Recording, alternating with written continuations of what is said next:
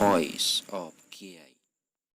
Assalamualaikum warahmatullahi wabarakatuh. Waalaikumsalam warahmatullahi wabarakatuh. Alhamdulillah, wassalatu wassalamu ala sayyidina Rasulillah, sayyidina wa maulana Muhammad ibn Abdullah wa ala alihi wa sahbihi wa mawalah, la hawla wa la quwwata illa billah, amma ba'du. Bapak-bapak, ibu-ibu, saudara-saudara kaum muslimin rahimakumullah, sudah menjadi keyakinan dalam kehidupan kita bahwa segala yang ada permulaannya tentu akan ada penghabisannya. Setiap yang punya awal mesti akan punya akhir. Tidak ada keabadian dalam kehidupan dunia ini. Semuanya datang dan pergi silih berganti, berubah oleh pergeseran masa dan pertukaran waktu. Demikianlah kalau kita mau merenungi kehidupan dari alam di sekitar kita. Sejak dari kehidupan tumbuh-tumbuhan, binatang, sampai kepada kehidupan kita, makhluk bernama manusia. Lihatlah kita manusia misalnya. Dimulai sejak kita terlahir ke alam ini, keluar dari alam rahim ibu, menjadi bayi yang merah tidak berdaya, untuk kemudian berangsur meningkat menjadi anak-anak. Dari kehidupan anak-anak berubah lagi kita menjadi remaja dengan segala keceriaan dan kelincahannya, dan dari masa remaja naik lagi kita memasuki usia dewasa, untuk kemudian berangsur memasuki hari tua. Lalu setelah kita memasuki hari tua, sehari, seminggu, sebulan, setahun, sampailah kita kepada batas waktu yang telah ditentukan oleh Allah, yang dinamakan ajal, dan bertemulah kita dengan yang disebut maut. Ini merupakan kepastian dalam kehidupan. Kalau saja kita mau merenung perubahan-perubahan yang terjadi pada diri kita, seharusnya membuat kita insaf dan sadar.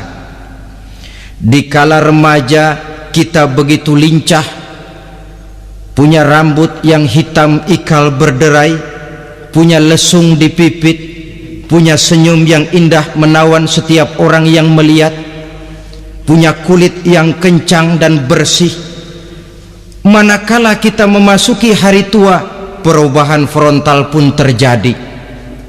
Kulit mulai jadi keriput, rambut yang tadinya hitam ikal berderai mulai memutih, nikmat berkurang, gigi yang tadinya utuh dan sanggup mengunyah apa saja, satu demi satu permisi meninggalkan kita.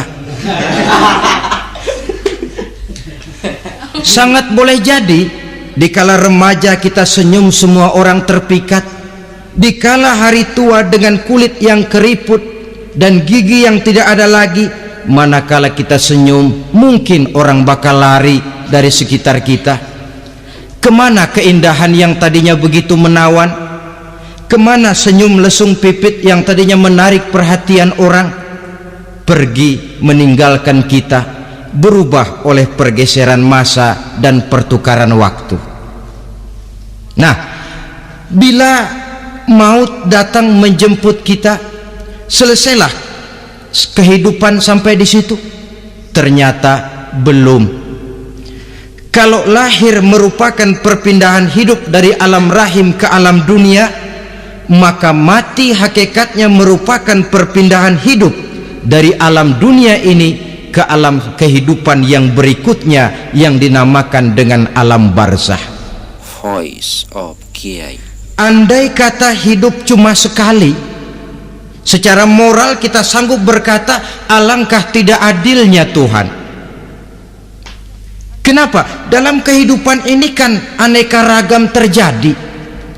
Ada orang yang zolim, ada orang yang dizolimi, ada orang yang membunuh, ada orang yang terbunuh, ada orang yang kaya, ada orang yang miskin, ada orang yang jujur, ada orang yang menghalalkan segala cara,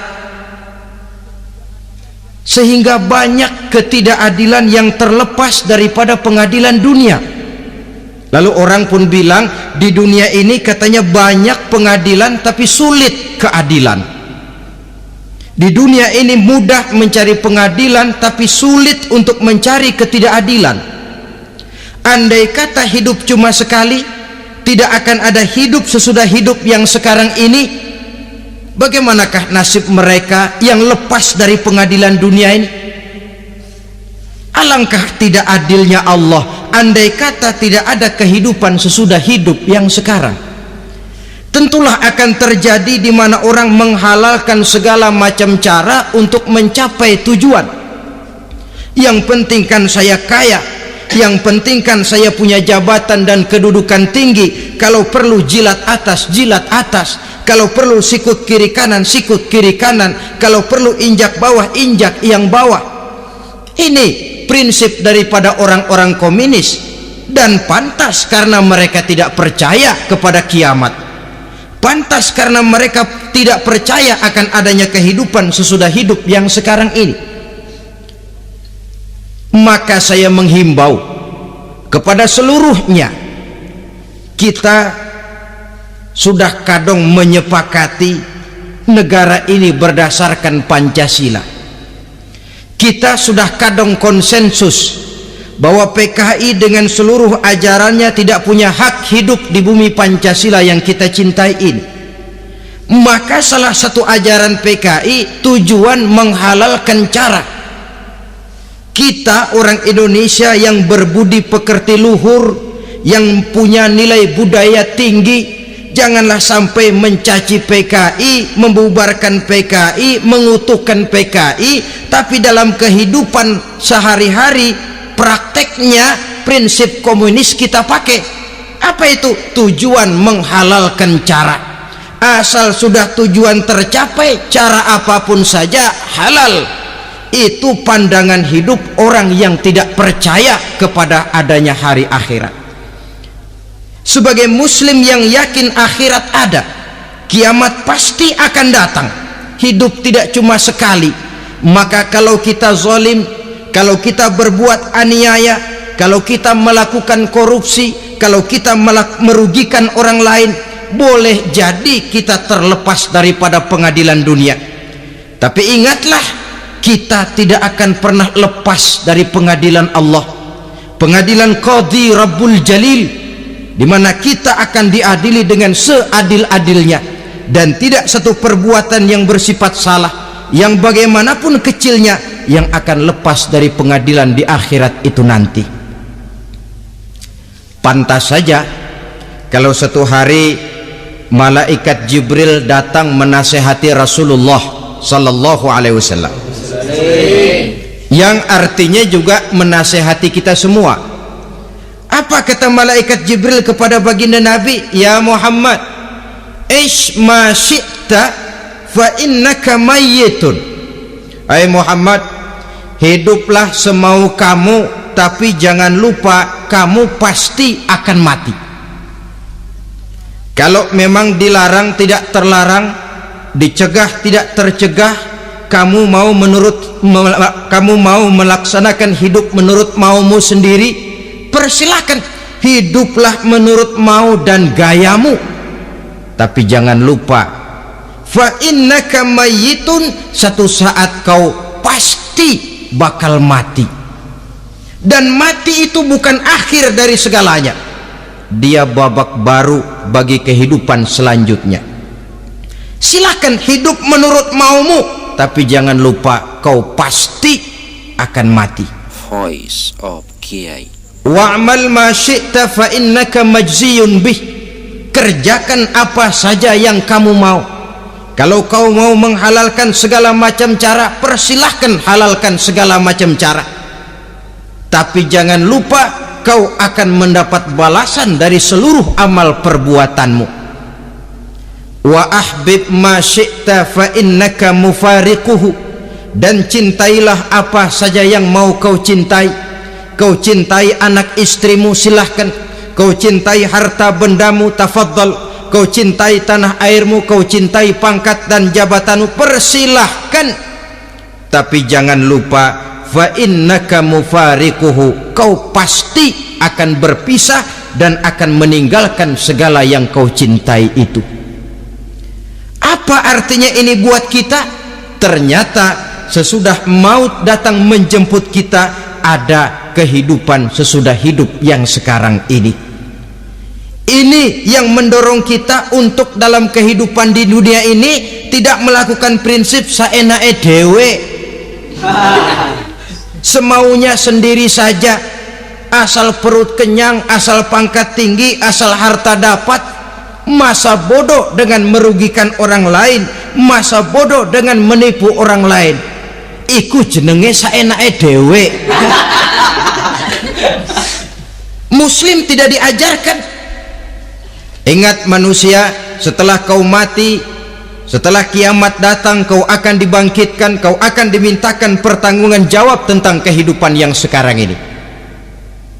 Saudara hadirin, oleh sebab itu kalau kita bicara soal kiamat, soal akhirat, ini memang masalah yang gaib, yang sepenuhnya tidak bisa dicernakan dengan kemampuan penalaran intelektual.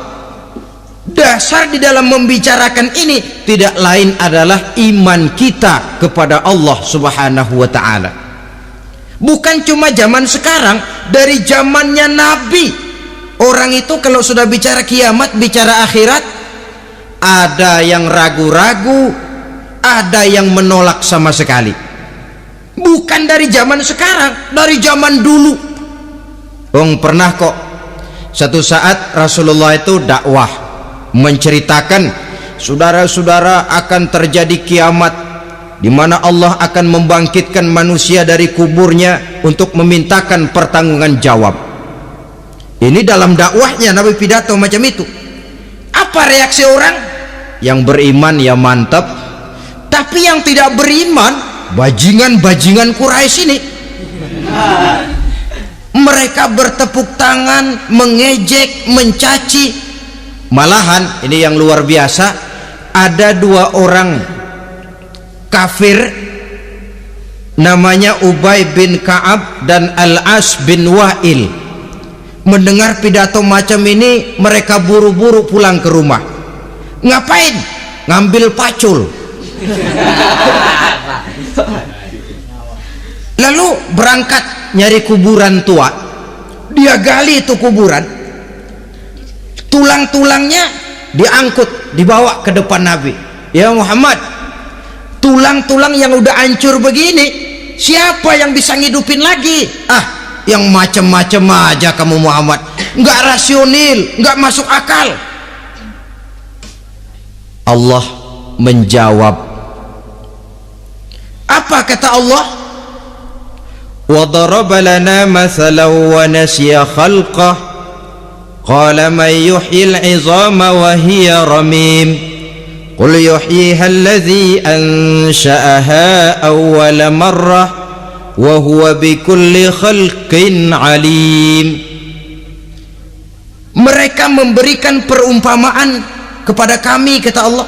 Mereka melupakan asal kejadiannya. Mereka bertanya, siapa yang sanggup menghidupkan tulang belulang yang sudah hancur kayak begini?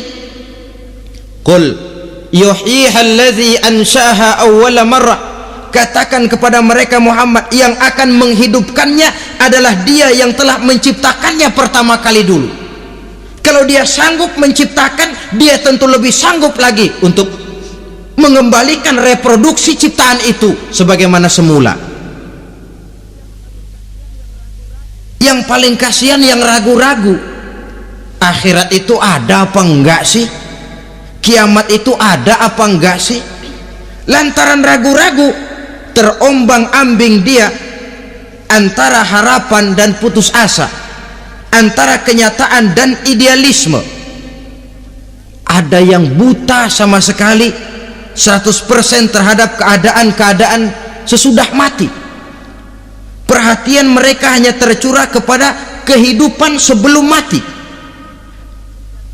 Yang mereka perhatikan siang dan malam tidak lebih daripada urusan perut.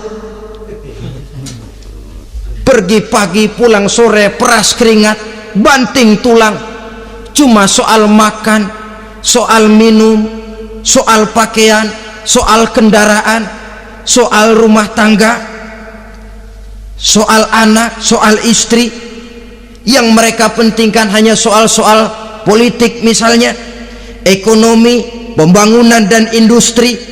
Untuk soal-soal kayak begitu giat betul, habis seluruh waktu untuk memikirkan meningkatkan kebudayaan, politik, sosial, ekonomi.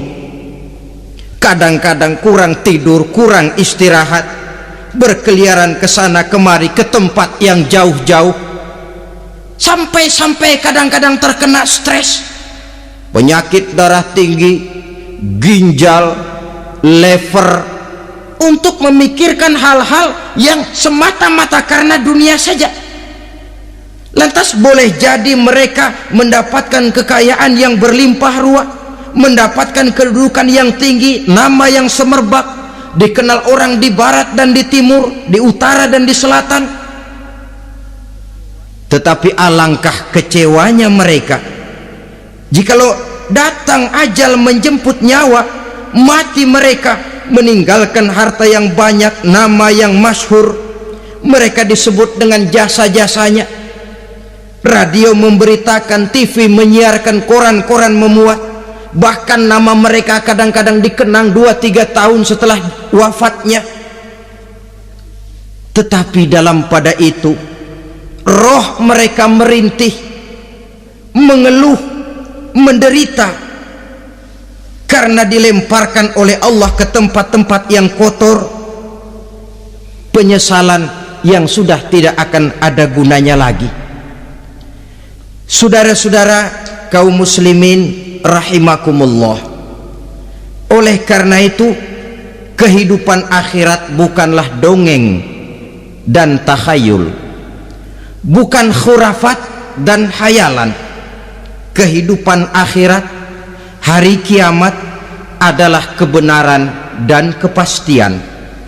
Dalam surah Al-Hajj ayat ke-7, Allah Subhanahu wa taala menyatakan, wa anna as-sa'ata atiyatun la raiba fiha wa anna Allah yab'atsu man fil qubur, dan bahwasanya kiamat itu sesungguhnya adalah sesuatu yang pasti dan tidak ada keraguan-raguan lagi di dalamnya, dan bahwasanya Allah sungguh-sungguh akan membangkitkan manusia dari kuburnya masing-masing.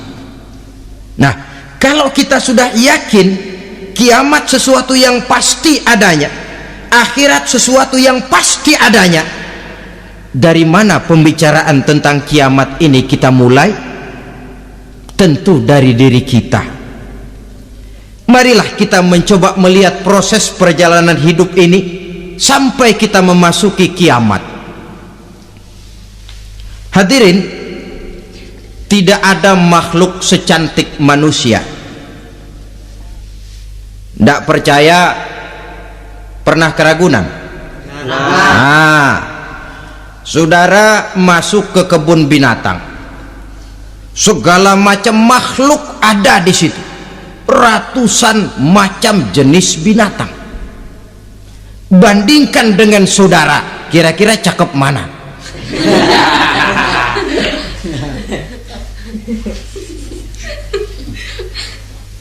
Dari seluruh makhluk yang diciptakan Allah itu, manusia fi ahsani taqwim, dalam bentuk yang paling sempurna, sejak susunan biologis sampai kemampuan berpikir.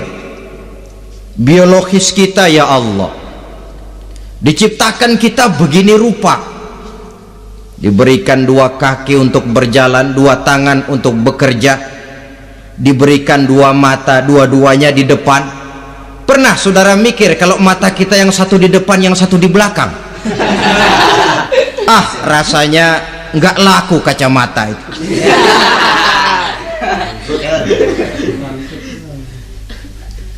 Diberikan hidung dengan dua lubang, tahu betul Allah ke bawah lagi lubangnya. Coba pikir kalau lubang hidung kita menghadap ke atas, aduh kalau musim hujan repot jagain hidung. Laqad khalaqnal insana fi ahsani taqwim. Sungguh telah kami ciptakan manusia dalam bentuk kejadian yang paling sempurna ketimbang makhluk-makhluk Allah lainnya. Nah, kesempurnaan manusia ini oleh karena hidupnya terdiri dari dua unsur pokok. Pertama unsur jasmani dan kedua unsur rohani. Jasad dan roh. Jasad yang terlihat sekarang ini, potongan saudara yang ngejedok di depan saya ini jasad saudara. Ini yang berasal dari sari pati makanan yang dimakan oleh bapak ibu kita,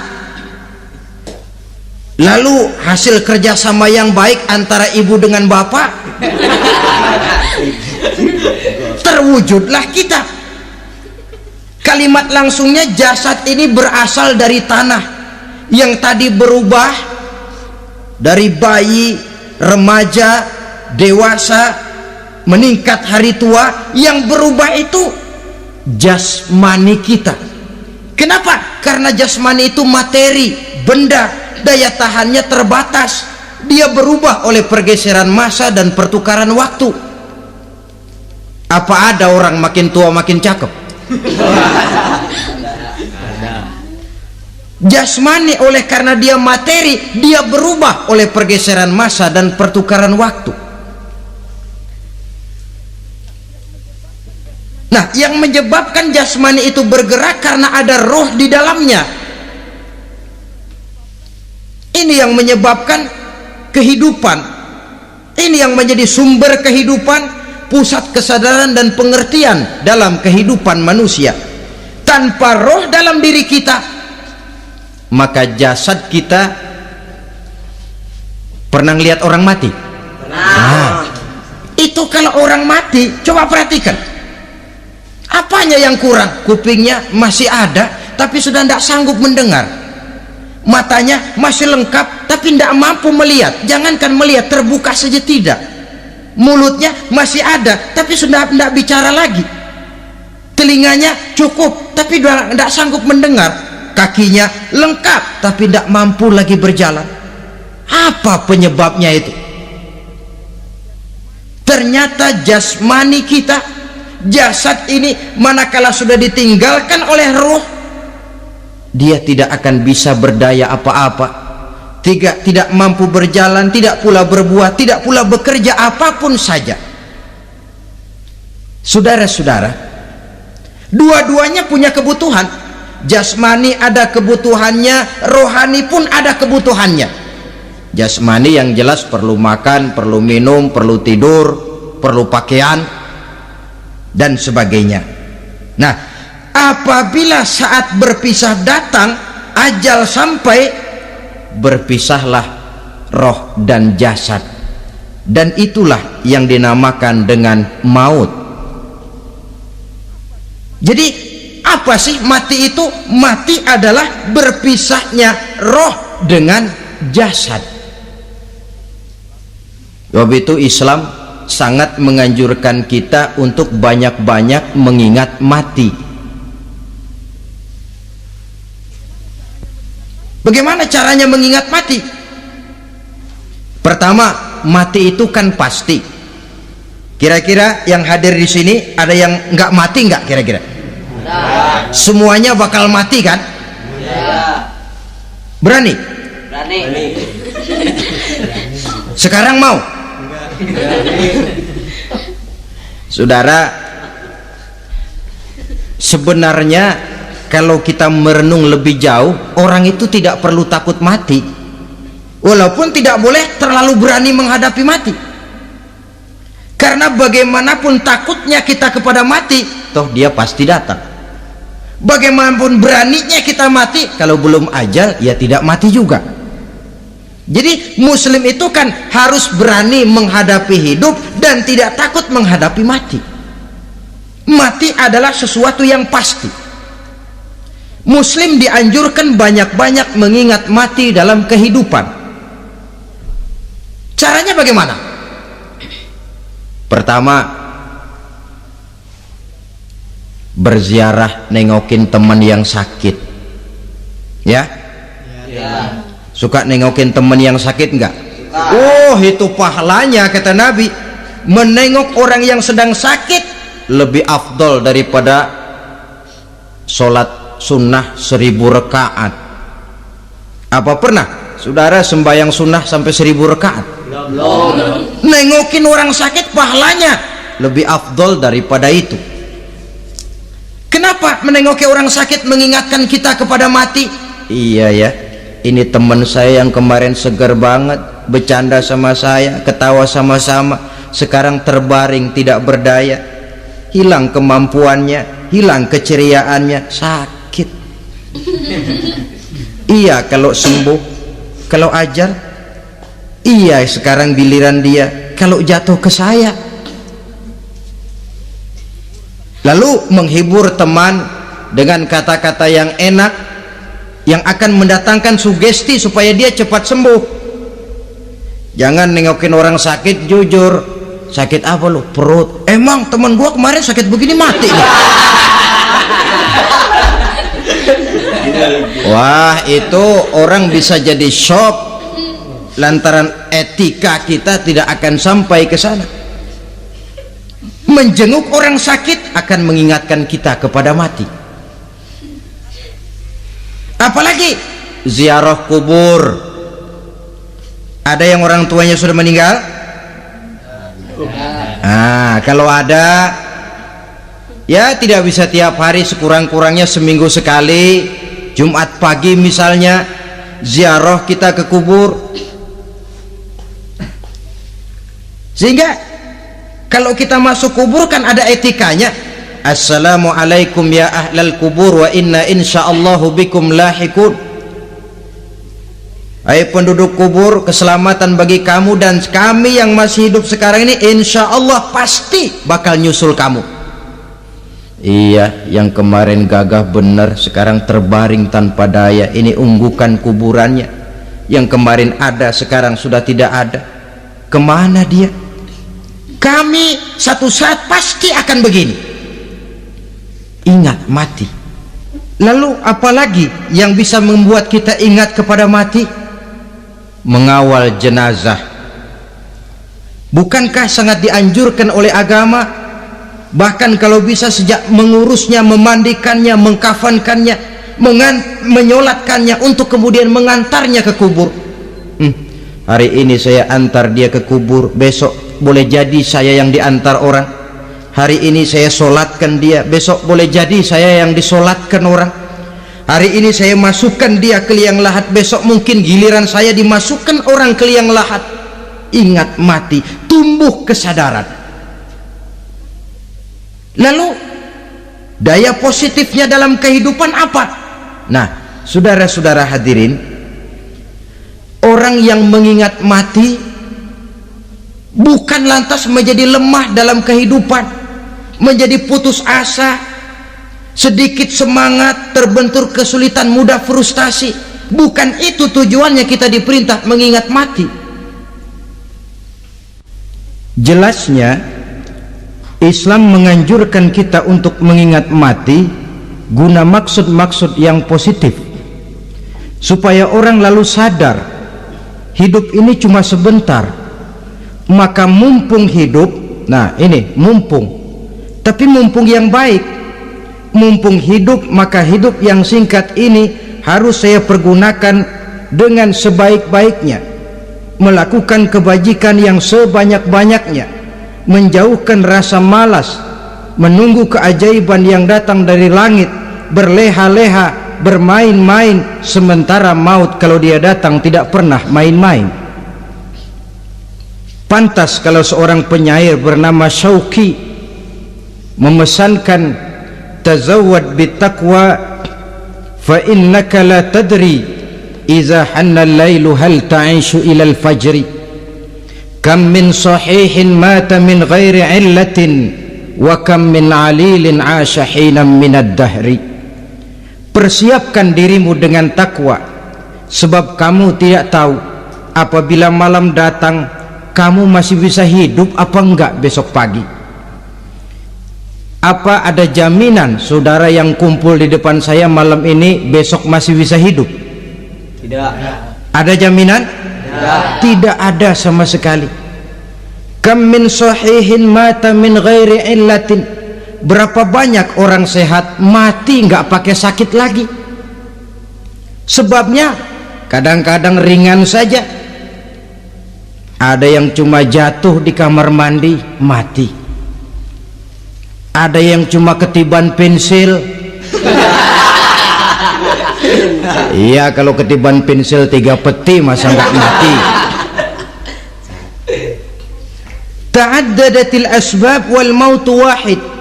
Sebabnya boleh jadi macam-macam, tapi mati satu juga, yaitu mati. Dia seperti kelapa yang terlalu tua jatuh ke bawah, yang kembang baru keluar pun jatuh ke bawah. Itulah mati. Dia datang menjemput yang bayi, dia datang mengambil yang anak-anak, dia datang juga kepada yang remaja, kepada yang dewasa, kepada yang tua sekalipun. Jangan yang remaja lalu berpikir, gua rasanya masih jauh banget mau mati. Ini sesuatu yang pasti yang kita tidak pernah diberitahu kapannya. Kalau dikasih tahu kapannya kan kita bisa, umpama malaikat maut datang ke rumah saya, saudara Zainuddin kau mati 80 tahun lagi. Wah, saya kan berhitung, masih lama, poya-poya aja dulu Tapi ini tidak pernah diberitahu kepada kita. Lantaran tidak diberitahu itulah kita perlu bersiap-siap dengan selalu mengingat-ingat mati yang mendorong kita untuk berbuat positif. Satu contoh peringatan mati yang mendatangkan positif pada peristiwa ketika turun perintah hijrah. Ketika di Mekah sudah terpepet turun perintah hijrah. Ini sahabat yang berangkat hijrah, jangan dikira semua bulat hati. Ada yang mikir, kalau saya hijrah berangkat dari Mekah ke Madinah, nanti di tengah jalan dicegat oleh kafir Quraisy lalu dibunuh, mati saya. Takut mati. Allah peringatkan, kullu nafsin za'iqatul maut. Kamu disuruh hijrah saja takut mati, padahal kamu tahu semua yang hidup bakalan mati. Diam saja di Mekah mati, hijrah ke Madinah pun akan mati. Mendengar ayat ini, Sayyidina Umar bin Khattab seperti dibakar semangatnya. Kalau sebagian sahabat hijrah sembunyi-sembunyi, beliau mau hijrah itu malah bajingan Quraisy dikumpulkan dekat Ka'bah.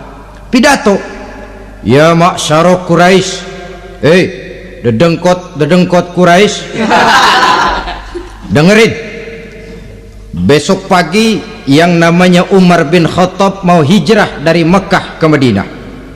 Siapa yang kepengen kepalanya berpisah dengan badannya, persilahkan cegat Umar di jalanan. Besok dengan tenang dia berangkat hijrah, gak ada yang berani nyegat. Tuh Quraisy juga barangkali mikir, gue ngapain nyegat penyakit.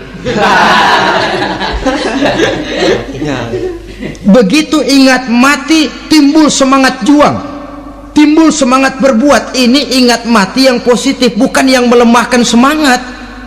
Dah jangan kerja rajin-rajin dah, lu bakalan mati. Ini ingat mati yang salah pasang. Ingat mati seharusnya mendorong manusia untuk berbuat lebih tekun. Allah memberikan peringatan, qul innal mauta alladzi tafirruna minhu fa innahu mulaqikum. Katakan, maut yang kamu akan melarikan diri daripadanya, yang kamu takuti benar dia, dia pasti akan datang menjemput kamu. Saudara-saudara hadirin yang saya hormati, datangnya memang tidak kita harapkan yang namanya maut, tapi sekali dia datang tidak ada pintu tempat kita lari.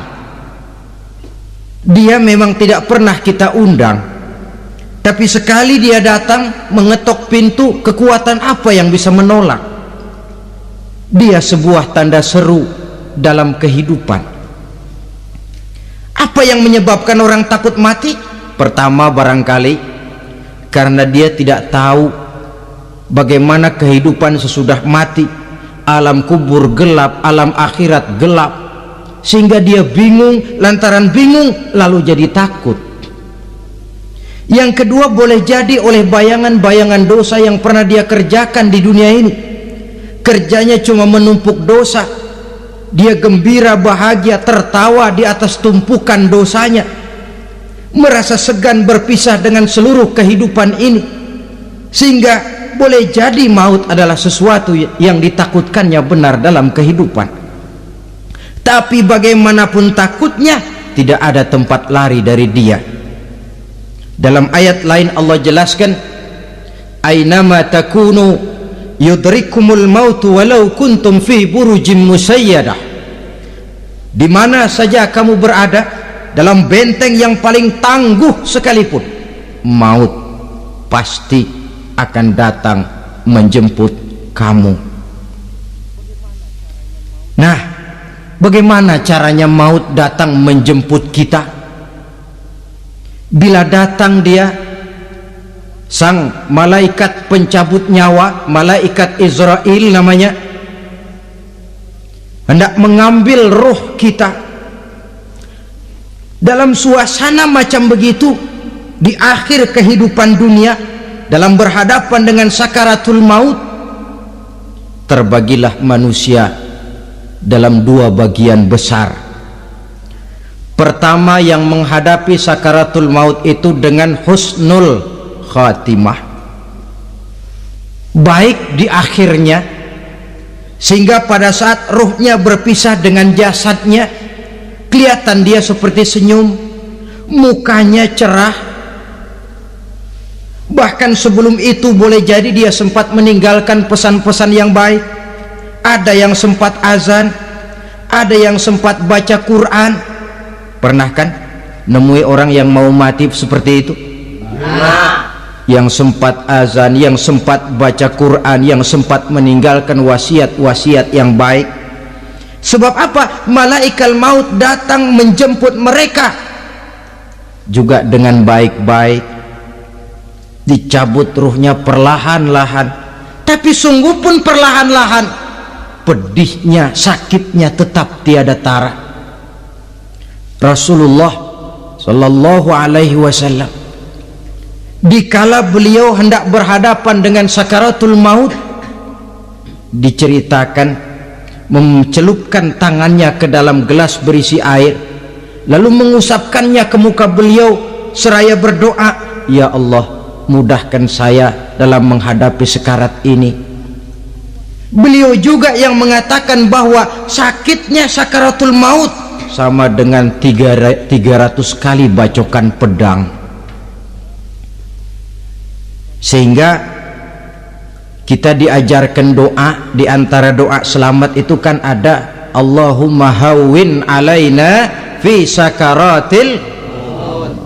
Ya Allah, mudahkan saya di dalam menghadapi sakaratul maut itu.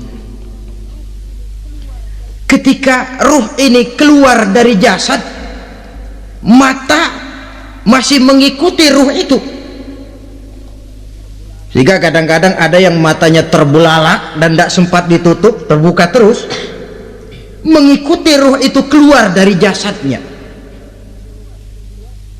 Adapun golongan kedua, manusia yang ketika berhadapan dengan sakaratul maut mendapatkan su'ul khatimah, jelek di penghabisannya, sekaratnya sudah setengah mati, lalu jelek juga di akhirnya, mati dalam keadaan yang tidak baik, tidak terpuji.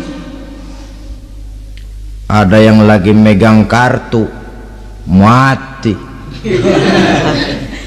Ada yang lagi di tempat ngadu ayam, mati. Ada yang lagi di tempat pelacuran, mati.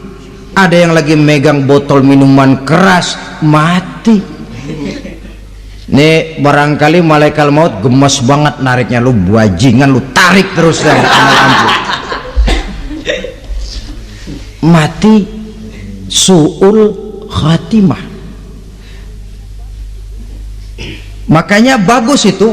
Kadang-kadang di majelis-majelis taklim kan sering dibaca, ya Allah biha, ya Allah biha, ya Allah bihusnil khatimah. Kan ada itu?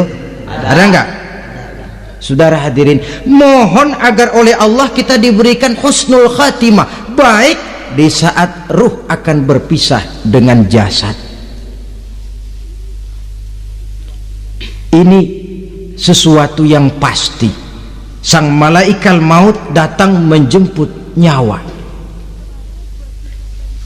Setelah ruh berpisah dari badan, maka tinggallah sang badan, ditangisi oleh semua yang kita tinggalkan, sehingga kepada putrinya Fatimah, ketika malaikat maut datang hendak menjemput baginda Nabi, beliau berkata kepada anaknya, Fatimah, kamu tahu siapa yang datang?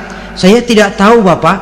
Yang datang hadimul lazat, itu dia yang menghancurkan seluruh kesenangan dunia, waqati'u syahwat, yang memisahkan kita dengan seluruh yang kita cintai. Dia malaikat maut, Pak. Manakala jasad sudah ditinggalkan oleh ruh, itulah yang dikerubungi orang. Anak menangis, istri menangis, orang tua bersedih, teman-teman merasa kehilangan, menangisi jasad. Diuruslah jasad kita, dimandikan sebagaimana mestinya, dikafankan dengan kain putih 3 lembar. Itu yang hendak kita bawa kembali ke tempat asal kita. Pakaian sutra, jas yang mereknya Switzerland wool, kain yang Samarinda, sepatu yang Belly atau Beltoni, jam tangan yang Rolex, kendaraan yang serba mewah, tidak ada yang menyertai kita. Kain putih 3 lembar itu saja lagi. Demi setelah dikafankan, dibujurkan kita menghadap ke arah kiblat, orang banyak pun datang menyolatkan kita dengan 4 takbir, diiringi dengan doa. Lalu upacara pelepasan, berangkat kita meninggalkan anak, istri, suami, kampung halaman, tanah air, bahkan alam dunia ini. Selamat tinggal alam dan seluruh isinya. Tinggallah yang tinggal. Saya akan kembali ke tempat asal dari mana saya datang, untuk kembali mempertanggungjawabkan seluruh perbuatan saya dalam kehidupan ini. Manakala upacara pelepasan selesailah sudah, dimasukkan kita ke keranda jenazah, digotong orang, bismillah wa ala millati rasulillah, dibawa ke tempat peristirahatan terakhir katanya. Padahal dulu kalau mau kita istirahat, ke villa lah kita, ke Bali lah kita, ke Hong Kong lah kita, ke tempat-tempat tamasya yang indah. Oh, rupanya akan sampai juga perjalanan menuju tempat peristirahatan terakhir yang luasnya tidak akan lebih dari 2 kali 1 meter. Diusung orang kita, diantarkan orang banyak. Manakala sampai ke atas yang lahat, pengusung jenazah dibuka, diturunkan kita ke liang lahat, dibaringkan. Gumpalan tanah akan jadi bantal kita, muka dibuka, dihadapkan ke arah kiblat. Setelah itu ditutup tiang lahat kita, liang lahat kita dengan kayu. Masih belum kurang, diuruk dengan tanah. Yang menguruk orang-orang yang tadinya mencintai kita, menyayangi kita. Tapi ketika jasad sudah ditinggalkan ruh, habis rupanya cintanya. Coba jasad kalau sudah ditinggalkan ruh 3 hari aja di rumah serem. Ya mayit, siapa yang betah nemenin mayit?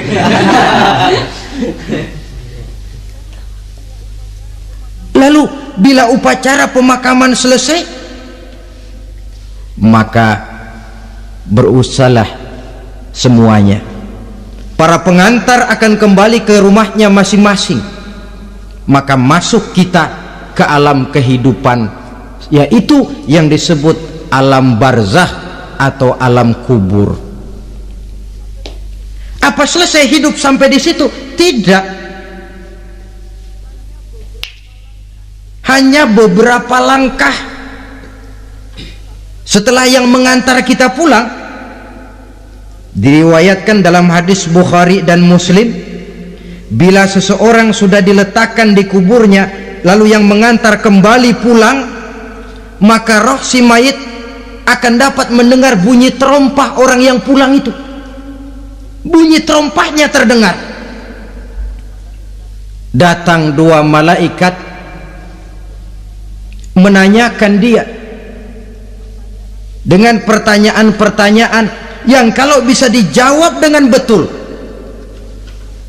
2 malaikat yang bernama Munkar Nakir akan bilang, jawabanmu betul, tenanglah kau di sini, naumatal arus, tidurlah kau di sini seperti tidurnya pengantin.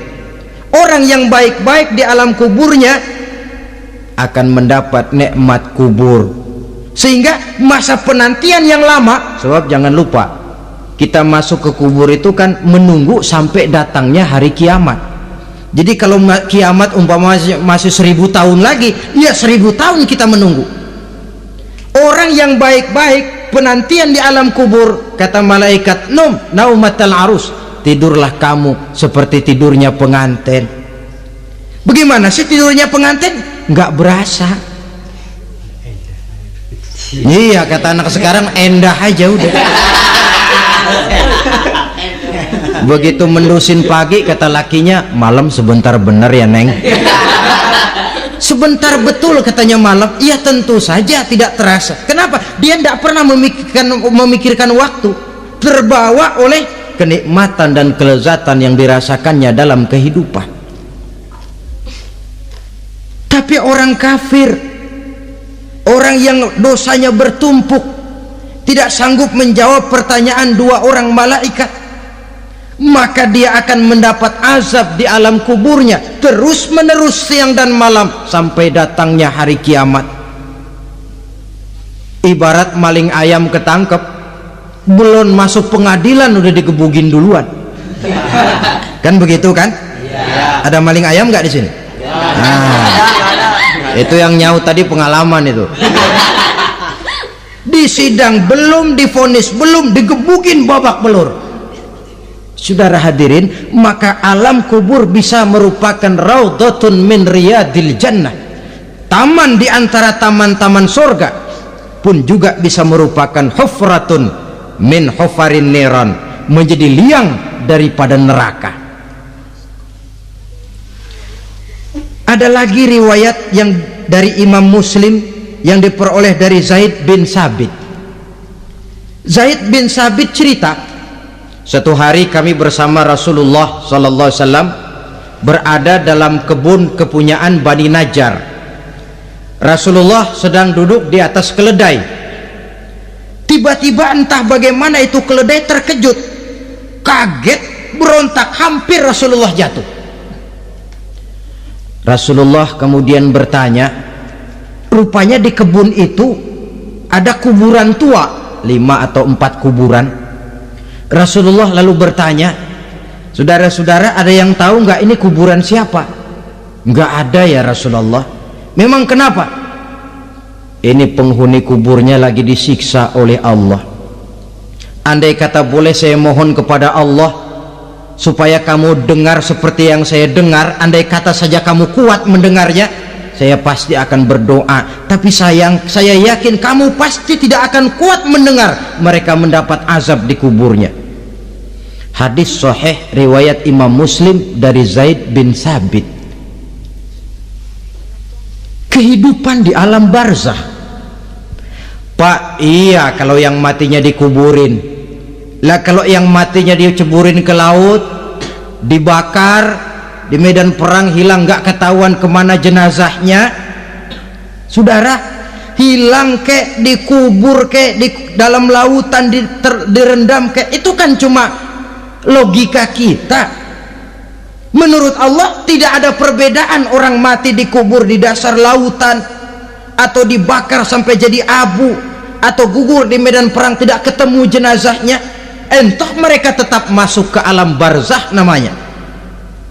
Jasad boleh hancur, tapi roh sebagai sumber kehidupan, pusat kesadaran dan pengertian, dia tetap ada, mengalami kebahagiaan dan kegembiraan atau mengalami kepedihan dan penderitaan, bergantung kepada amalan yang kita lakukan dalam kehidupan di dunia ini. Maka dalam Yasin tadi kan jelas, qul yuhyiha alladzi ansha'aha awwala marrah, yang menghidupkan mereka yang dikubur di dasar lautan, mereka yang dibakar sampai jadi abu, yang akan menghidupkan ialah Allah yang menciptakan mereka dulu pertama kalinya. Jadi kalau sudah ada aslinya, ya tentu tidak perlu contoh lagi, akan sangat mudah membuatnya.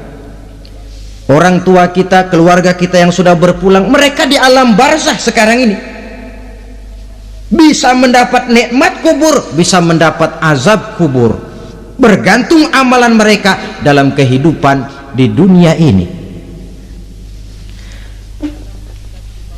Dalam Musnad Imam Ahmad dan Sahih Abi Hatim malah ada tambahan riwayat, orang yang banyak kebajikannya di dunia, amalannya akan datang menemani dia. Sholatnya dekat kepalanya, puasa sebelah kanan, zakat sebelah kiri, menghibur dia.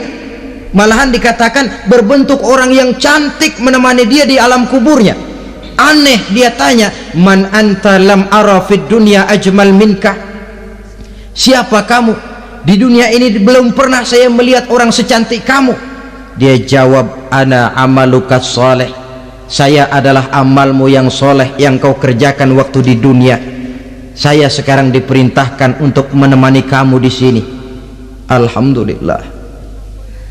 Sedangkan amalnya yang jahat akan datang dalam bentuk yang menyeramkan menemani dia di sana. Bayangin deh, di kuburan ditemenin yang serem-serem. Sama juga di dunia. Di dunia kalau kita di tempat gelap ditemenin orang cakep, enak nggak? Enak. Wah, pengalaman. Tapi coba bayangin, sudah tempatnya gelap, yang nemenin jelek nggak ketulungan, gerah kita.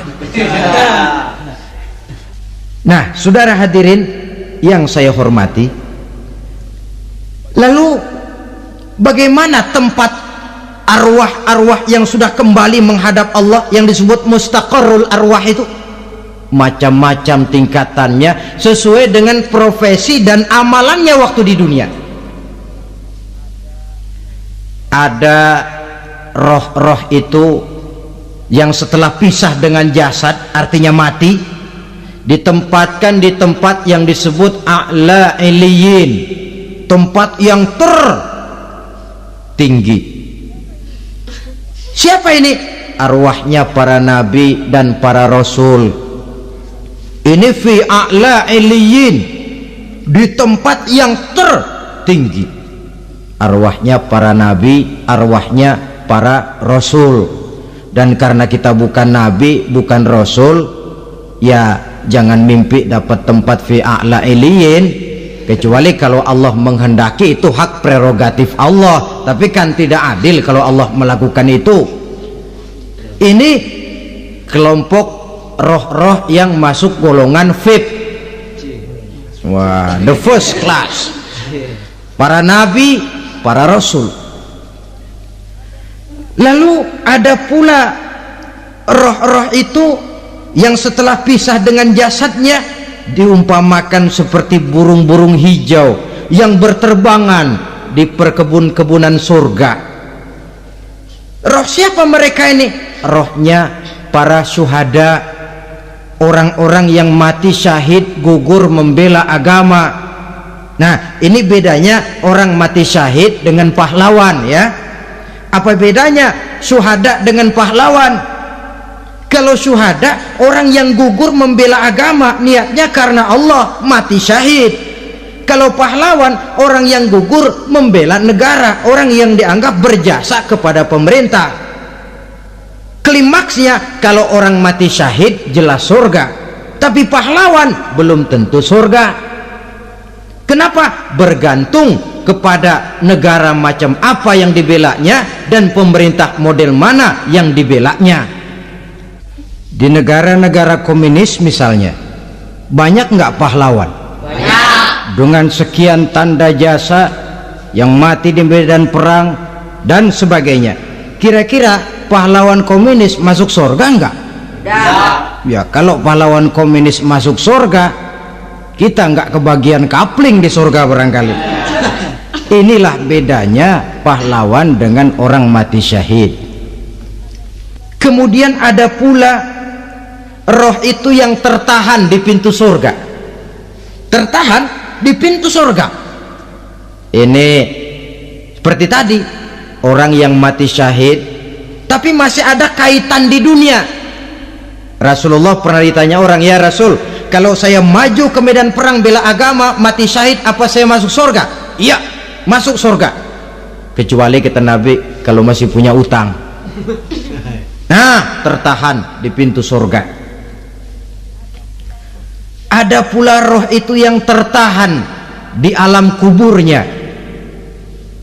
Ini umumnya seperti tadi itu. Ada mempunyai dosa, mempunyai kesalahan, sehingga merasakan azab kubur. Ada juga roh itu yang tertahan di permukaan bumi. Mereka yang dalam hidup selalu menumpuk dosa-dosa yang besar, meninggal sebelum keburu untuk bertaubat. Saudara hadirin yang saya hormati, inilah yang kita khawatirkan. Sebab jikalau pada saat roh sudah datang, jikalau saatnya roh datang berpisah dengan jasad, menemukan sakaratul maut, saat itu taubat sudah tidak akan ada gunanya lagi. Masuk ke alam kubur, mendapat azab kubur sampai datangnya hari kiamat. Berapa lama di alam kubur ini? Menunggulah kita sampai datang saatnya kiamat. Nah, saudara-saudara, apa tanda-tanda hari kiamat? Kapan dia akan datang? Bagaimana hal ihwal manusia pada saat terjadi kiamat? Bagaimana alam ini? Bagaimana perhitungan di padang mahsyar? Insya Allah akan saya ungkapkan pada bagian kedua dari ceramah ini. Insya Allah kita akan lanjutkan pembicaraan ini sampai kepada terminal paling akhir, surga dan neraka. Inilah saja pertemuan kita pada kesempatan kali ini. Terima kasih banyak atas segala perhatian. Mohon maaf atas segala kekurangan. Wabillahi taufik wal hidayah. Wassalamualaikum warahmatullahi wabarakatuh. Waalaikumsalam warahmatullahi wabarakatuh.